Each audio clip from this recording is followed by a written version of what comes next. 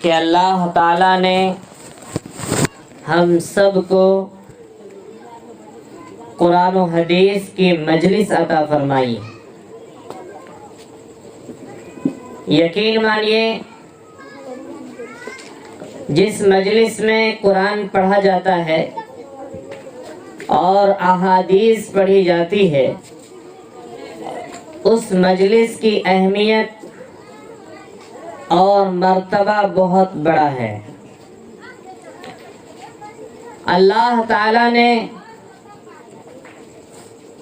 اس دنیا کی اصلاح کے لیے دنیا کے نظام کو صحیح طور پر چلانے کے لیے قرآن کو نازل فرمایا ہے۔ جب تک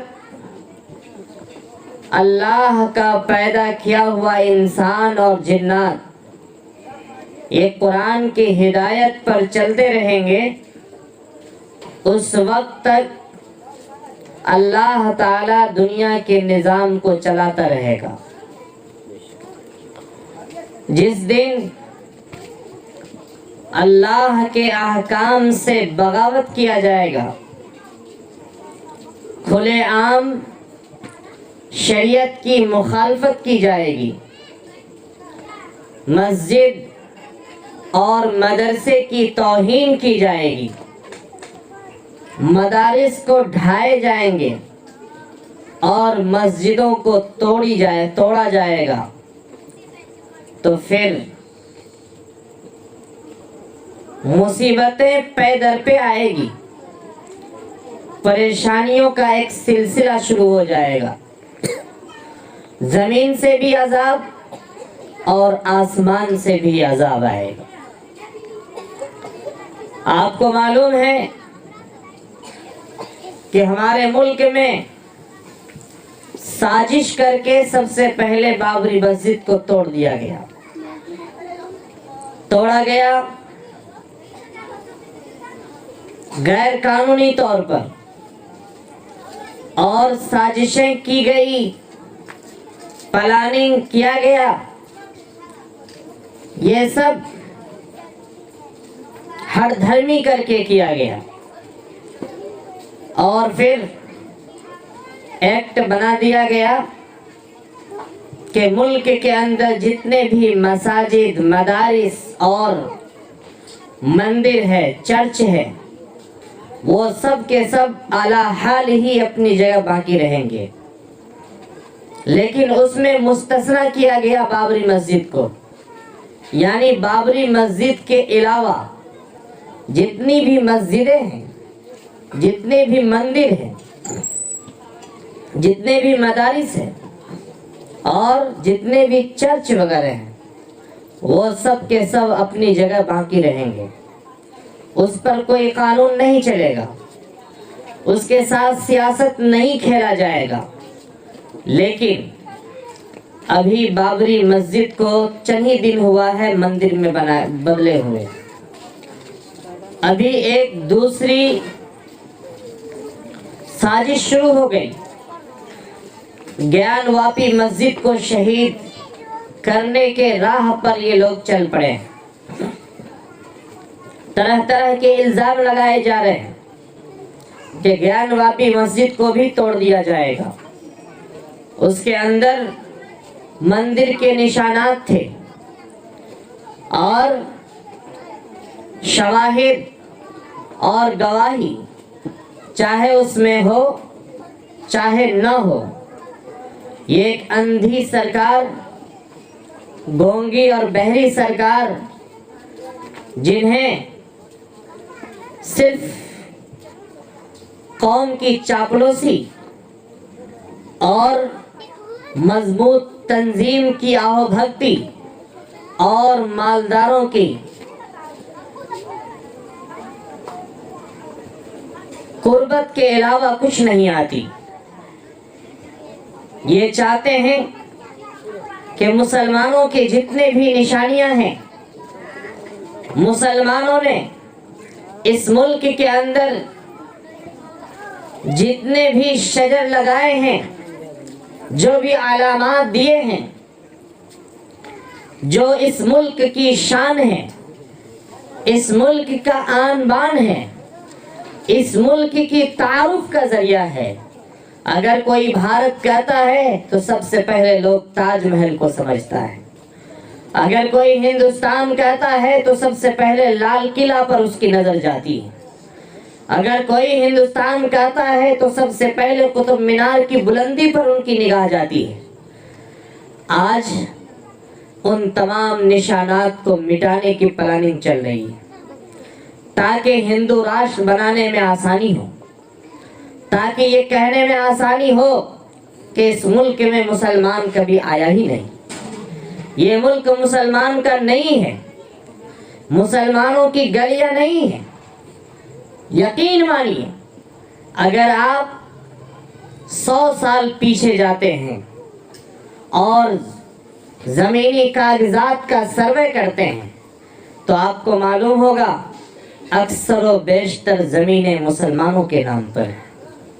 وقف کے جائیداد جتنے مسلمانوں نے دیا ہے، پورا ملک اس کے بارے میں تصور نہیں کر سکتا ہے۔ ہمارے پرکھوں نے، ہمارے باپ داداؤں نے مسلمانوں کے لیے بہت ساری جائیداد وقف کر کے گئے تاکہ مسلمانوں کو تکلیف نہ ہو، لیکن یہ کم نصیبی کی بات ہے کہ آج ضرورت کو ضرورت نہیں سمجھا جا رہا ہے، ایمان کو ایمان نہیں سمجھا جا رہا ہے، بے ایمانی کے راستے پر چل پڑے ہیں۔ یاد رکھیں، جب حکومت سازش کرنے لگتی ہے، اونچ نیچ کو دیکھنے لگتی ہے، ہندو مسلم کے پاٹ کھیلنے لگتے ہیں، تو پھر وہ ملک صحیح سالم نہیں رہتا، پھر اس میں تباہی آتی ہے، اور جب تباہی آتی ہے تو تباہی کسی گھر کو دیکھ کر نہیں آتی۔ جہاں مسلم کے گھر ہوں گے وہاں دوسرے کے گھر بھی ہوں گے، جب گھر جلے گا تو دھواں کسی اور کے گھر سے بھی آئے گا۔ بڑی افسوس کی بات ہے، جس وقت مسلمانوں سے یہ کہا گیا تھا کہ آپ لوگ اگر چاہے تو پاکستان چلے جائیں یا چاہے تو ہندوستان میں رہیں، دوسرے لوگوں کو نہیں کہا گیا تھا، لیکن یہاں کے مسلمان اپنے چوائس سے، اپنے پسند سے بھارت کو اختیار کیا تھا۔ آج انہیں مسلمانوں کو کہا جاتا ہے کہ آپ باہر چلے جائیے، اور دوسروں کو پڑھایا جاتا ہے کہ یہ لوگ ختم ہو جائیں گے تو زمین اور گھر تمہیں دے دیا جائے گا۔ ایسا لگتا ہے کہ مسلمان چوڑی پہنا ہوا، یہ مسلمان تو اجازت کا انتظار میں رہتا ہے، کس وقت کیا ہوگا کچھ نہیں جانتا۔ اسلام ایسا مذہب ہے جو امن اور سلامتی کا درس دیتا ہے۔ اسلام امن و شانتی کے راستے پر چلنے کے لیے دب کر کے بھی صلح کو اختیار کرتا ہے۔ آپ کو معلوم ہے صلح حدیبیہ کی تاریخ، جس میں آپ صلی اللہ علیہ وسلم سے کفار و مشرکین نے صلح لی تھی، اور ایسے امور پر صلح کرنا پڑا کہ جو بالکل قانوناً سلامتی امن کے خلاف تھا، لیکن اس کے باوجود آپ صلی اللہ علیہ وسلم نے یہ سمجھا کہ ملک کے اندر امن و شانتی قائم ہو جائے، سلامتی قائم ہو جائے، اس سے بہتر اور کوئی دولت نہیں۔ اس لیے اللہ کے نبی صلی اللہ علیہ وسلم نے دب کر کے صلح کیا، اور صلح کرنے کے بعد یہ بات کہہ دی گئی تھی کہ 10 سال تک کوئی امن کے خلاف جنگ نہیں لڑے گا، کوئی لڑائی نہیں ہوگی، لیکن اس صلح کو توڑ دیا گیا۔ جب امن کے خلاف لوگوں نے قدم اٹھایا تو اللہ تعالیٰ نے آسمان سے آیت نازل کر دی، اذن للذین یقاتلون فی سبیل اللہ، اللہ کے راستے میں لڑو جو تم سے لڑتے ہیں، ان کو گھر سے نکالو جو تمہیں گھر سے نکالتے ہیں، انہیں مارو جو تمہیں مارتے ہیں۔ اسلام بزدلی کا درس نہیں دیتا۔ اسلام سب کا خیال کرنے کا حکم دیتا ہے، سب کا احترام کرنے کا حکم دیتا ہے، اور اسلام یہ سبق دیتا ہے کہ قتل و قتال یہ سب سے بری عادت ہے۔ قتل و قتال کرنا یہ سماج کو گھٹانے کی پہچان ہے، خاندان کے خاندان کو مٹانے کی پلاننگ ہے۔ اور قتل کے بارے میں اللہ تعالیٰ نے قرآن کے اندر فرمایا، اگر کوئی آدمی کسی ایک آدمی کو قتل کرتا ہے تو وہ ایسا ہے جیسا کہ ساری دنیا کے انسان کو قتل کرتا ہے، اور اگر کوئی آدمی ایک انسان کو قتل ہونے سے بچاتا ہے تو وہ آدمی ایسا ہے جیسا کہ پوری دنیا کے آدمی کو قتل ہونے سے بچا دیا ہے۔ ساری دنیا کے انسانوں کو قتل سے بچانے کا اجر اسے ملے گا۔ یہ اسلام کا درس ہے، یہ اسلام کا سبق ہے۔ میرے بھائیوں، اسلام اتنا سیدھا اور آسان مذہب ہے کہ جتنا سیدھا اور آسان مذہب کوئی نہیں ہے۔ اس کے اندر جو صفائی کا حکم دیا گیا، اس کے اندر جو صلح اور امن کا حکم دیا گیا ہے، اتنا کسی اور مذہب میں نہیں دیا گیا ہے۔ اور یہ سب اسی لیے دیا گیا تاکہ ایک انسان دوسرے انسان کا دشمن نہ بنے، ایک انسان دوسرے مسلمان کا خون نہ بہائے۔ اسی لیے حجۃ الوداع کے موقع پر اللہ کے نبی صلی اللہ علیہ وسلم نے صحابہ کو، جس میں تقریباً 1.25 لاکھ صحابہ تھے، ان سے کہا تھا، لوگوں ہو سکتا ہے کہ اگلے سال میری تم سے ملاقات نہ ہو سکے، یاد رکھنا کہ تم لوگ میرے جانے کے بعد ایک دوسرے کے خون کے پیاسے نہ ہو جانا۔ اور پھر آپ نے فرمایا کہ مومنوں کے جان، مال، عزت و آبرو تم پر حرام کر دیا گیا ہے۔ مسلمانوں کو گالی دینا فسق ہے، مسلمانوں کو قتل کرنا کفر ہے۔ اللہ کے نبی صلی اللہ علیہ وسلم نے فرمایا کہ بیوی کا حقوق تم پر جتنا زیادہ ہے اتنا ہی تمہارا حقوق بھی بیوی کے اوپر ہے، یعنی میاں بیوی میں دونوں کے حقوق برابر ہیں۔ اور آپ نے فرمایا کہ سب سے بہترین مرد وہ ہے جو بیوی کے ساتھ بہترین انصاف کرے، بیوی کے ساتھ حسن سلوک سے کام آئے۔ اور پھر آپ صلی اللہ علیہ وسلم نے صحابہ کو سبق دیا اور کہا کہ کیا میں نے اسلام کی بات تم تک پہنچا دی؟ صحابہ نے کہا، یا رسول اللہ آپ نے پہنچا دیا۔ آپ نے 3 بار آسمان کی طرف شہادت کی انگلی اٹھا کر کہا، اے اللہ تو گواہ رہنا، اے اللہ تو گواہ رہنا، اے اللہ تو گواہ رہنا، تو نے جو قوم اور امت کے نام مجھے ہدایت دی تھی، مجھے نصیحت کی تھی، وہ سب ہم نے امت تک پہنچا دیا ہے۔ اور اس کے بعد چند مہینے کے بعد آپ صلی اللہ علیہ وسلم دنیا سے رخصت ہو گئے۔ میرے بھائیوں، یہ مذہب بہت سادہ مذہب ہے، یہ مذہب بہت زیادہ تہذیب اور امن کا گہوارہ والا مذہب ہے۔ یہ مذہب کسی پر ظلم و زیادتی کرنے کا اجازت نہیں دیتا ہے۔ اللہ کے نبی صلی اللہ علیہ وسلم نے فرمایا کہ تم ظالم کو بھی روکو اور مظلوم کی بھی مدد کرو۔ ظالم کی مدد کیسے ہوگی؟ انہیں ظلم سے روک دو۔ مظلوم کی مدد کیسے ہوگی؟ انہیں بچاؤ، ان کی حفاظت کرو۔ اور ایک آدمی جب دوسرے کو مارے گا اور انہیں روکا نہیں جائے گا، انہیں بچایا نہیں جائے گا، تو پھر ان کی شان بڑھے گی، پھر وہ دوسرے کو تیسرے کو مارے گا، پھر وہ چوتھے کو مارے گا۔ آج ایک گھر کو جلایا، کل دوسرے کو جلائے گا، پرسوں تیسرے کو جلائے گا، یہاں تک کہ ان کی عادت بن جائے گی مارنے کی۔ اسی لیے اللہ تعالیٰ نے قرآن میں فرمایا، وَلَوْلَا دَفْعُ اللَّهِ النَّاسِ بَعْضَهُمْ بِبَعْضٍ لَفَسَدَتِ الْأَرْضُ۔ اللہ تعالیٰ نے فرمایا کہ اگر بعض کو بعض سے دفاع نہیں کیا جائے گا، اگر بعض کو بعض سے الگ نہیں کیا جائے گا، اور ظلم ہوتا ہوا دیکھتا رہے گا تو زمین میں فساد برپا ہو جائے گا، زمین میں فساد برپا ہو جائے گا۔ اس لیے نہ تو ظلم سہنا ہے اور نہ کسی پر ظلم کرنا ہے۔ مسلمان اسی کو کہتے ہیں جو اپنی زبان اور اپنے ہاتھ سے کسی کو تکلیف نہ پہنچائے، اپنی زبان کی بھی حفاظت کرے اور اپنے ہاتھ کی بھی حفاظت کرے، نہ تو ان کے ہاتھ سے کسی کو تکلیف ہو نہ زبان سے کسی کو تکلیف ہو۔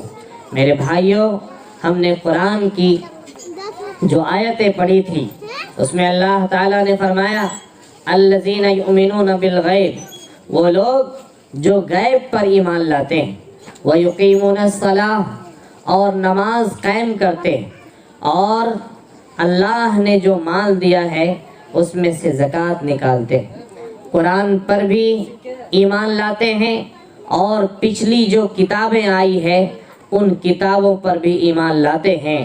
اولئک علی ھدی من ربہم، آخرت کے دن پر بھی ایمان لاتے ہیں۔ اولئک علی ھدی من ربہم واولئک ھم المفلحون، اللہ فرماتے ہیں تیرے رب کے حکم کے جانب سے تم ہدایت پر ہو اور تم ہی کامیاب ہونے والے ہو۔ یہ چار چیز ہے۔ نمبر 1، غیب پر ایمان لانا، یعنی اللہ کو بغیر دیکھے ایک ماننا، اللہ کو اپنا خالق، اپنا رازق، اپنا قادر ماننا، اللہ کو بغیر دیکھے سارے جہان کا مالک تسلیم کرنا، اللہ کو ایک ماننا، رسول اللہ صلی اللہ علیہ وسلم کو اللہ کا پیغمبر، اللہ کا رسول ماننا اور آخری پیغمبر ماننا، اور اسی طرح سے فرشتوں کو نورانی مخلوق ماننا، قیامت کے دن پر ایمان لانا، جنت اور دوزخ پر ایمان لانا، میدان محشر پر ایمان لانا، ان تمام مغیبات چیزوں پر جس کی اطلاع اللہ کے نبی صلی اللہ علیہ وسلم نے دیا ہے، ان تمام چیزوں کو تصدیق کرنا، یقین کرنا، یہ ایک ایمان کی گواہی ہے۔ تو لہٰذا غیب کی باتوں پر ایمان لانا کیا ہے؟ فرض ہے، ضروری ہے، نمبر 1۔ اور نمبر 2، وَيُقِيمُونَ الصَّلَاةَ، نماز قائم کرتا ہو۔ ایمان غیب پر لانے کے بعد اللہ کا دوسرا حکم ہے نماز قائم کرو۔ نماز یہ ایسی عبادت ہے، نماز اسلام کا وہ رکن ہے کہ جس کے بغیر کوئی چارہ نہیں۔ جس طرح انسان کے جسم کے اندر سر ہوتا ہے، سر کے بغیر انسان زندہ نہیں رہ سکتا، ایسے ہی اسلام اور دین بغیر نماز کے زندہ نہیں رہ سکتا ہے۔ الصلاۃ عماد الدین، نماز دین کا ستون ہے۔ جس نے نماز کو چھوڑ دیا اس نے دین کو منہدم کر دیا، جس نے نماز کو قائم رکھا اس نے دین کو قائم رکھا۔ یہ اللہ کا فیصلہ ہے۔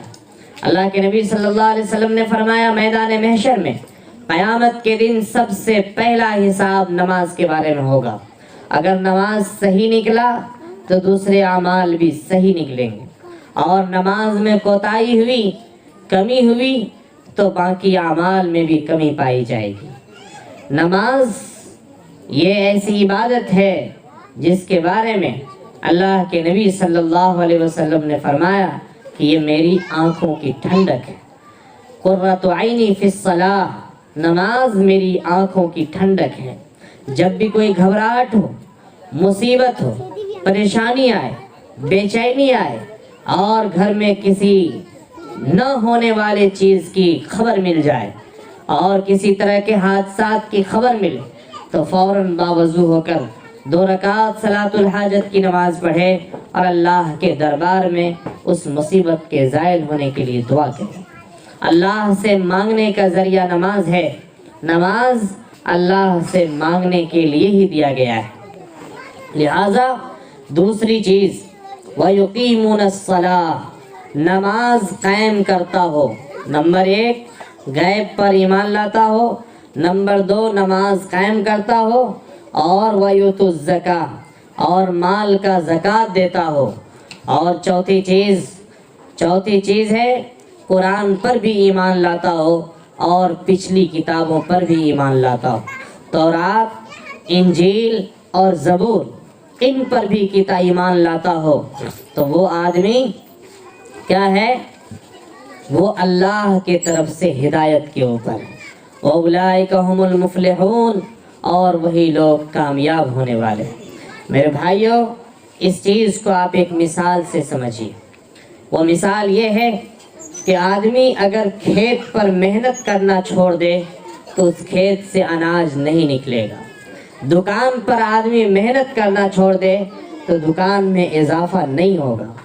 کام کرنا آدمی چھوڑ دے تو اس کے پاس پیسے نہیں آئیں گے۔ کسی بھی چیز پر جس معیار سے محنت کیا جاتا ہے، وَلَيْسَ لِلْإِنسَانِ إِلَّا مَا سَعَى، جس اعتبار سے محنت کرتا ہے اسی اعتبار سے اللہ تعالیٰ اسے پھل بھی عطا کرتے ہیں۔ اگر زمین کو چھوڑ دیا جائے، اس پر محنت نہ کی جائے تو یہ زمین کیا ہو جائے گی؟ بنجر ہو جائے گی۔ یہ زمین جنگل میں بدل جائے گی۔ اس زمین میں اناج نہیں نکلے گا۔ اسی طرح سے یہ چھوٹے چھوٹے معصوم بچے، اگر ان پر محنت نہ کیا جائے، اگر ان کو صحیح راستہ نہ دکھایا جائے، انہیں دینی تعلیم نہ دیا جائے، ان کی تربیت نہ کی جائے، انہیں بیٹھنے اور کھڑا ہونے کا سلیقہ نہ سکھایا جائے، انہیں بڑوں کا تمیز اور چھوٹوں پر شفقت کرنے کا ہنر نہ بتایا جائے تو یہ بچہ پھر انسان نہیں، یہ جانور کے دائرے میں پہنچ جائے گا۔ اس لیے اگر ان پر محنت کی جائے گی تو یہ انسان بن کر زندگی گزارے گا، اور محنت اس پر چھوڑ دیا جائے گا تو یہ پھر انسانیت کی حدود کو پار کر جائے گا۔ ایسے ہی جیسے کھیت پر اگر محنت کیا جاتا ہے تو وہ اناج نکالنے کے قابل بنتا ہے، اور اگر اس پر محنت چھوڑ دیا جاتا ہے تو وہ جنگل بن جاتا ہے، پھر اس میں کوئی بھی چیز نہیں نکلتی۔ اس لیے اگر ہم کھیت پر محنت کر رہے ہیں، اس میں دانہ لگا رہے ہیں، اور دانہ ڈالنے کے بعد اگر وہ اناج نہ نکلے، اگر اس میں پھل نہ ہو، اگر اس میں کوئی خوراک روٹی چاول یا گیہوں وغیرہ نہ نکلے تو پھر کھیتی کرنے والا مایوس ہو جاتا ہے۔ کاشتکار سوچتا ہے کاش آسمان سے بارش ہو جائے اور زمین سے اناج نکلے، ہم نے اس میں بیج لگایا ہے لیکن ابھی تک کچھ نظر نہیں آتا ہے۔ 2-4 مہینہ گزر جائے تو سر پر ہاتھ لے کر کاشتکار بیٹھ جاتا ہے، افسوس کرتا ہے، شرمندہ ہوتا ہے۔ میرے بھائیوں، ایمان قبول کرنے کے بعد اگر ہم نماز نہیں پڑھتے ہیں، اگر ہم سچ نہیں بولتے ہیں، اگر ہم قرآن کی ہدایت پر عمل نہیں کرتے، اگر ہم قرآن کی تلاوت نہیں کرتے ہیں، اگر ہم پڑوسیوں کے حقوق ادا نہیں کرتے ہیں، اگر ہم مسلمان کو گالی دیتے ہیں، مسلمان کو قتل کرتے ہیں، اور ہم برادران وطن کو طرح طرح سے ستاتے ہیں اور مسلمانوں کو نیچے گرانے کی کوشش کرتے ہیں، تکبر کرتے ہیں، انانیت کے ساتھ زندگی گزارتے ہیں، تو یاد رکھیے اس کی مثال ایسے ہی ہے جیسا کہ کھیت میں اناج تو لگایا ہو، بیج تو ڈالا ہو، لیکن اس میں کوئی اناج نہ نکلا ہو۔ ایمان ہوتے ہوئے ہمارے ایمان کوئی فائدہ نہیں دے رہا ہے، ایمان ہوتے ہوئے ہمارے جسم سے کوئی پہچان اسلام کا ظاہر نہیں ہو رہا ہے۔ اللہ کے نبی صلی اللہ علیہ وسلم نے فرمایا لِكُلِّ شَيْءٍ عَلَمٌ وَعَلَمُ الْإِيمَانِ الصَّلَاةُ، ہر چیز کی ایک پہچان ہوتی ہے، ایمان کی پہچان نماز ہے۔ لا حظ فی الاسلام لمن لا صلاۃ لہ، اس شخص کا اسلام میں کوئی حصہ نہیں جو نماز نہ پڑھتا ہو۔ ہم لوگ اپنے ایمان کو ٹٹول کر کے دیکھیں، اس وقت کو یاد کرے، خدا نہ خواستہ آنکھ بند ہو جائے گی، گھر والے تڑپیں گے، روئیں گے، بلبلائیں گے، کاش کہ کوئی ڈاکٹر اسے بچا لے، کاش کہ کوئی آدمی اسے 2-4 گھنٹے کے لیے بچا لے، لیکن آنکھ بند ہو چکی ہے، روح نکال لیا گیا ہے۔ اب فرشتے کی باری ہے کہ ان سے پوچھیں گے من رب کا، تمہارا رب کون ہے، ما دینوں کا، تمہارا دین کیا ہے، من نبی کا، تمہارا نبی کون ہے۔ اللہ کے حکم آ جائے گا اور اس سوال کے جواب ہم نہیں دے پائیں گے، اور قبر میں رشتہ دار چھوڑ کر آ جائیں گے، گھر والے انگلی سے انگوٹھی نکال لیں گے، جیب سے پیسے نکال کر کفن میں ڈال دیں گے، اور پھر قبر کے تنہائی کے گڈھے میں چھوڑ کر آ جائیں گے، اور پھر اس وقت پوچھا جائے گا تمہیں کس لیے میں نے پیدا کیا تھا، تمہارے جسم میں روح ہم نے کیوں دی تھی، جوانی ہم نے کیوں دیا تھا، تمہیں ہم نے جانور نہیں بنایا انسان بنایا تھا، آخر انسان ہم نے تمہیں کیوں بنایا تھا؟ اس وقت ہم کیا جواب دیں گے اللہ تعالیٰ کو؟ اللہ کو کیا جواب دیں گے؟ آج ہمارے فائدے کے لیے اللہ نے سارے کائنات کو بنایا ہے۔ ان الدنیا خلقت لکم وانتم خلقتم للآخرہ، سارے کائنات کو انسان کے فائدے کے لیے بنایا ہے۔ دنیا میں جو بھی چیز ہے وہ انسانوں کے فائدے کے لیے۔ اور انسان کو کیوں بنایا؟ انسان کو بنایا ہے آخرت کی تیاری کرنے کے لیے۔ انسان کو کیوں بنایا؟ مرنے کے بعد کی جو زمانہ آنے والے ہمیشہ ہمیش کے جو باقی رہنے والے ہیں، وَالْآخِرَةُ خَيْرٌ وَأَبْقَىٰ، اللہ نے فرمایا کہ آخرت کی زندگی باقی رہنے والی ہے، دنیا کی زندگی ختم ہونے والی۔ تو آخرت کی زندگی میں جو کام آنے والی چیز ہے اس کے لیے ہم نے کیا محنت کی تھی اس دنیا میں۔ آج ہم پیسے لگاتے ہیں، صبح میں تو شام میں جا کر کے پیسے گنتے ہیں کہ فائدہ ہوا یا نقصان ہوا۔ فائدہ ہوتا ہے تو خوش ہوتے ہیں، نقصان ہوتا ہے تو افسوس کرتے ہیں۔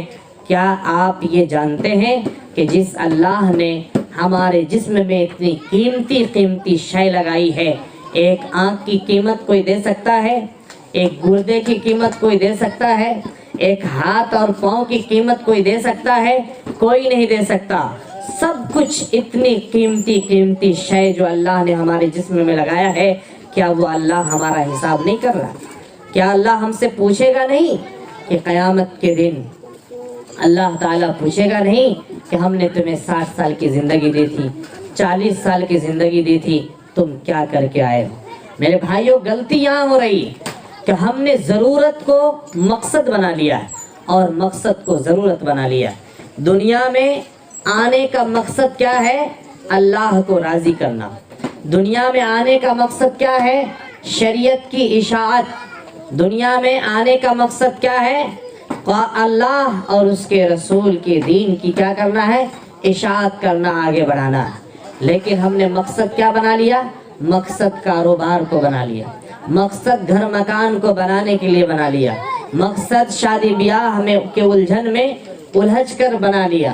تو لہٰذا دنیا کے کام کو ہم نے مقصد بنا لیا اور جو مقصد تھا اس کو ہم بھول گئے۔ کس لیے پیدا کیا اللہ تعالیٰ اس کو ہم بھول گئے۔ تو یاد رکھیے، فَالْيَوْمَ نَنْسَاهُمْ كَمَا نَسُوا لِقَاءَ يَوْمِهِمْ هَٰذَا۔